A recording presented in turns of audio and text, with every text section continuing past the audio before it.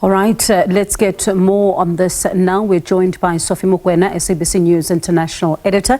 Thank you so much for your time. Let's just start with that very speech before we even get into anything else. The former president talking about a theme that is also big for us here at the SABC, and that is around poverty and extreme poverty, and how this also ties in with the issue of food insecurity. You are correct. As you heard when he was speaking, the issue here is how do you ensure that you have resources to address these challenges? If you don't have resources, you are not going to be able to fight poverty, create opportunities, particularly for women and the youth. And therefore, the former president is saying the report that he compiled on behalf of the African Union on illicit financial flows from Africa says we lose $50 billion a year on the continent. That money could be used to address the challenges that we have, particularly the vulnerable countries. And therefore, you have to move with speed to ensure that the recommendation contained in that report you implement. And one of the recommendations is to ensure that you deal with issue of tax haven and how people are not paying tax, particularly the multinational companies. And therefore, there was a resolution before the United Nations that was adopted in terms of member countries agreeing that they will fight this crime. And therefore, you will have the resources to address issues that are related to poverty, particularly at this moment where you pointed out that since this morning we've been communicating to the nation the challenges of poverty and food insecurity in South Africa. This is not a problem only in South Africa, it is a problem in the sub-Sahara region. And therefore, when you link what's happening at the UN in terms of financing, development, climate change, they all speak to what is happening currently in terms of poverty, unemployment, and challenges of diseases on the continent. And you think about these billions of dollars that could have even been used to help even some of the poorest of the poor get access to food. But we talk about the issues of climate change, and this as the continent grapples with the impact of climate change. Leaders at the UN General Assembly were also discussing the issue of climate change. Any strong position in terms of addressing this? I want to quote the UN Secretary General, the host.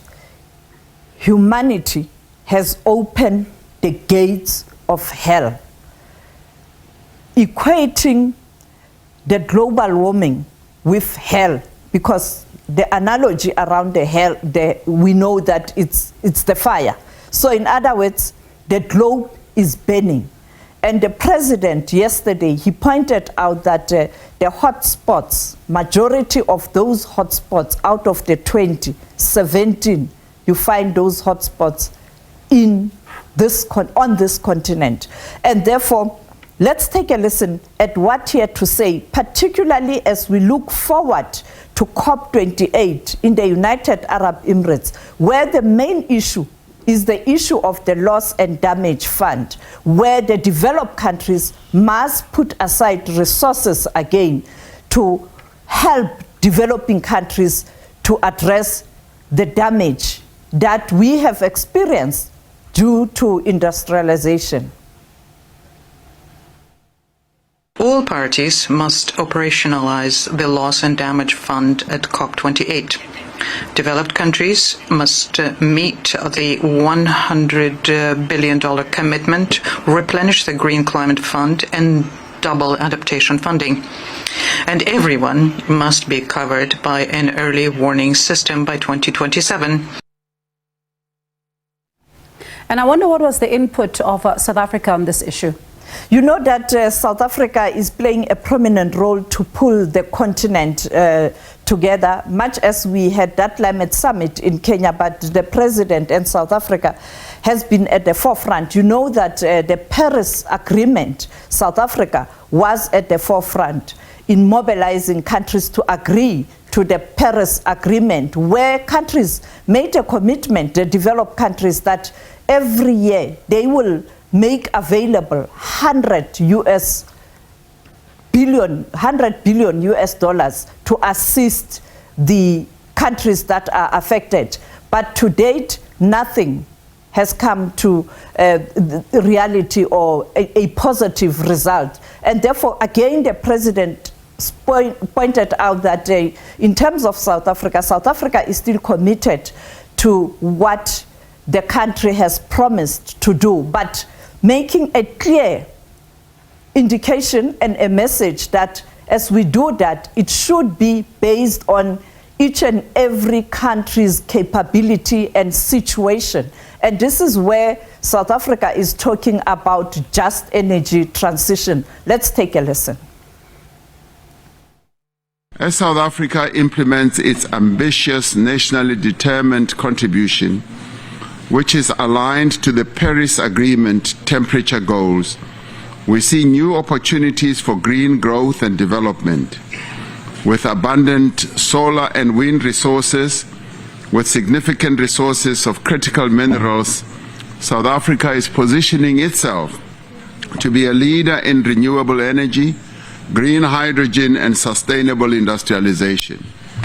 Due to regulatory changes and the surge of investment, South Africa has confirmed pipeline of renewable energy projects that are expected to produce in excess of 10 gigawatts of electricity. South Africa has established a just transition framework to ensure that climate actions adhere to the principles of procedural, restorative, and distributive justice. We are committed to building resilience to the impact of climate change and reducing our emissions in ways that are appropriate to our national circumstances. As South Africa and as the African continent, we are working to give substance to our assertion that no country should ever have to choose between developmental aspirations and climate action.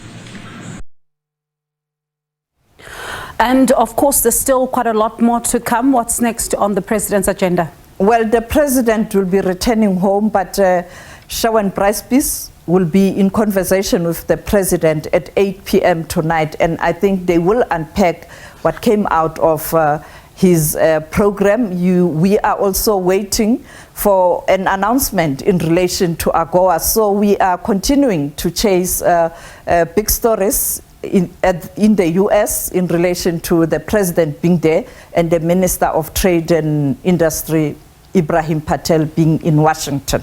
And a lot of people are waiting to see and hear what happens with AGOA. But at 8 p.m., a reminder, we will bring you that interview with President Cyril Ramaphosa and our colleague Shawan Bryce. 8 p.m. sharp, we'll bring it for you here on SABC News. And as Shawan said, of course, the schedule is rather fluid, but they are expecting that at 8 p.m. to have that particular conversation. So as soon as it happens, we will bring it for you here on the show.